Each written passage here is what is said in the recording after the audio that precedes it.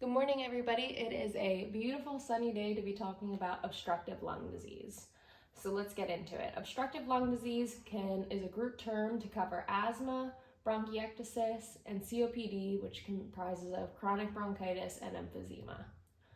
When looking at the patho of obstructive lung disease as a group, we see that there is an obstruction to the normal airflow during respiration.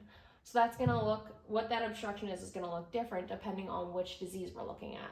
For asthma, we're going to see inflammation. For bronchiectasis, we're going to see thickening and fibrosis. For chronic bronchitis, we're going to see mucus. And for emphysema, we're going to see a decrease in elasticity and alveolar destruction. So when we're looking at the expected PFT results for our obstructive lung disease patients, we know we're going to see something that lines up with an impaired inhalation and air trapping. So when looking at our spirometry loops, we're going to be seeing the baby carriage. We're going to see an expiratory scoop that's going to be wider and it's going to be shifted to the left.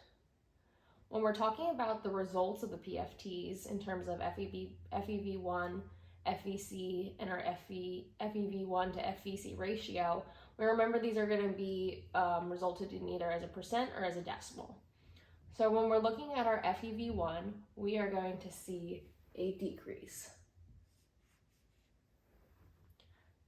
This can be less than 80% for the group of obstructive lung disease, and for severe asthma, it's going to be less than 50%, and for severe COPD, it's going to be less than 50%, with very severe COPD is less than 30%. Our FVC is going to be normal. So, because the FVC is constant, when we're looking at our FEV1 to FVC ratio, we're going to see this overall is decreased. So now let's talk about what we do from here. If we're looking at our PFTs, we're then going to look at our alveolar diffuse capacity. And this is going to be our differential for determining what the etiology is for the obstructive lung disease. So when looking at our alveolar diffuse capacity, for asthma, it's going to be high. And what are we going to see for chronic bronchitis? That is going to be normal. And for emphysema, this is going to be decreased.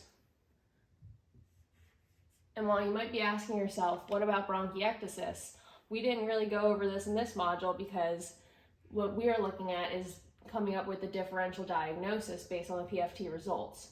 Our differential diagnosis for bronchiectasis is going to be more related to the primary disease path of the disease, whether that's going to be